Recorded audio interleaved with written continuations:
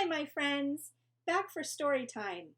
Today, I'll be reading you Where the Wild Things Are, written and illustrated by a very famous children's author, Maurice Sendak.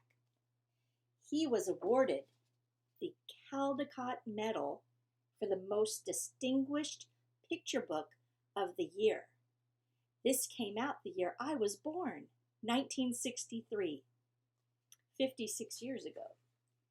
And maybe that's why I have a special feeling about this book. It was a book that I actually created and directed a musical version of when I was in college in 1983 at Horace Mann Elementary Child Development Center in Long Beach, California. So if anybody out there has a vague memory of being in a musical production of Where the Wild Things Are at that elementary school in 1983, well, I was that director, the one screaming and yelling at you to say your lines and sing it right. Okay, let's get reading, right? All right, Where the Wild Things Are.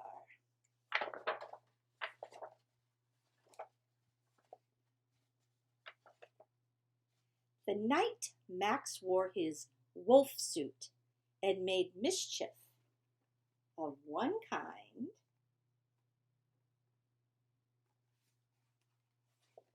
and another,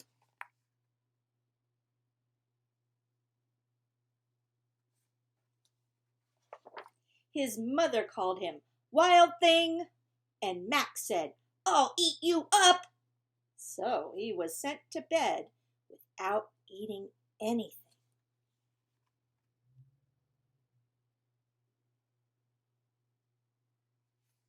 Oh boy. That very night, in Max's room, a forest grew.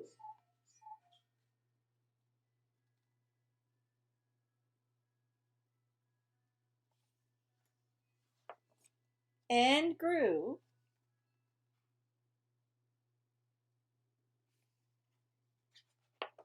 And grew until his ceiling hung with vines and the walls became the world all around.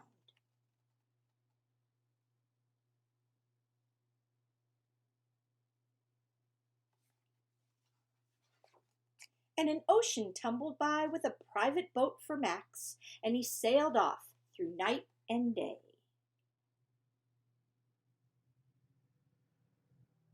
See, it even says Max right there on his boat. Pretty cool. And in and out of weeks and almost over a year to where the wild things are.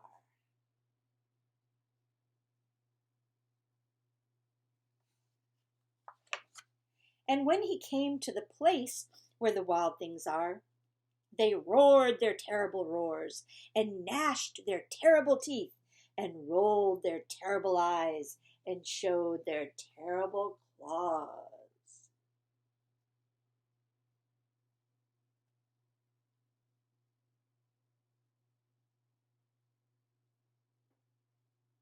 Whoa, they're pretty big, aren't they?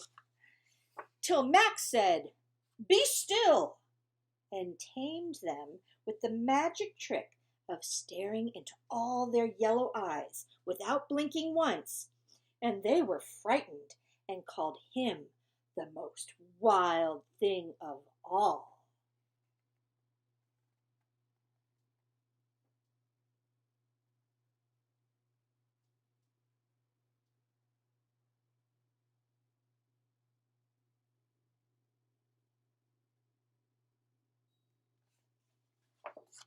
And made him king of all wild things. "And now," cried Max, "let the wild rumpus start."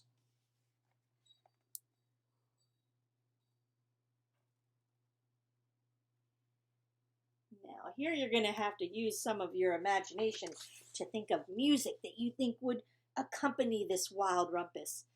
Because I didn't think to cue up some music of my own. I'm not that technologically savvy. Anyway, look at them dancing. Bum, bum, dum, bum, bum, da, da, da, bum, bum, bum, bum, bum. Bum, bum, dum, dum, dum, dum, bum, da, da, bum, bum, bum, bum, bum.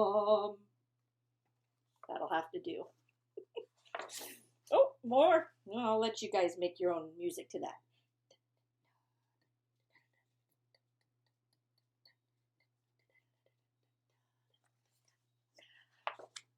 And another page.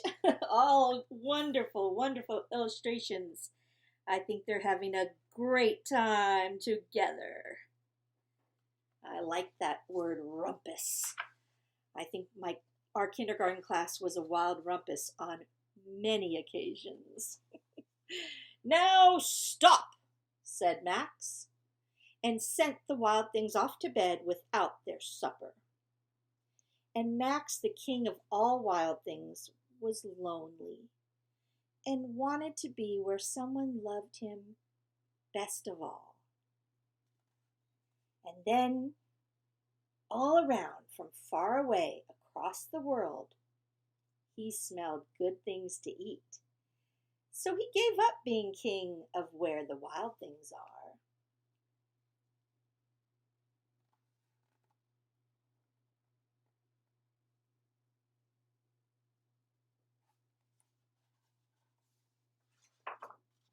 But the wild things cried, "Oh, please don't go. We'll eat you up. We love you so." And Max said, "No." He made up his mind. He was going home. The wild things roared their terrible roars and gnashed their terrible teeth and rolled their terrible eyes and showed their terrible claws. But Max stepped into his private boat and waved goodbye.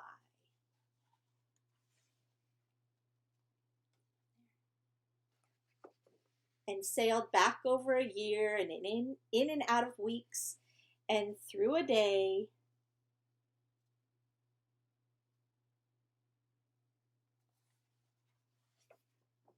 And into the night of his very own room, where he found his supper waiting for him.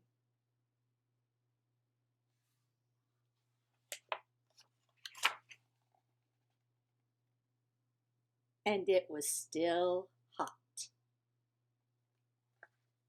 The end. His mother wouldn't really have him go to sleep without any food in his tummy. She loves him and he loves her. And sometimes things get out of hand and they yell at each other. But their love is what comes through in the end. And my love is there for you as we come close to the end of our school year. I have a few more stories left though, so stay tuned for those. Bye-bye.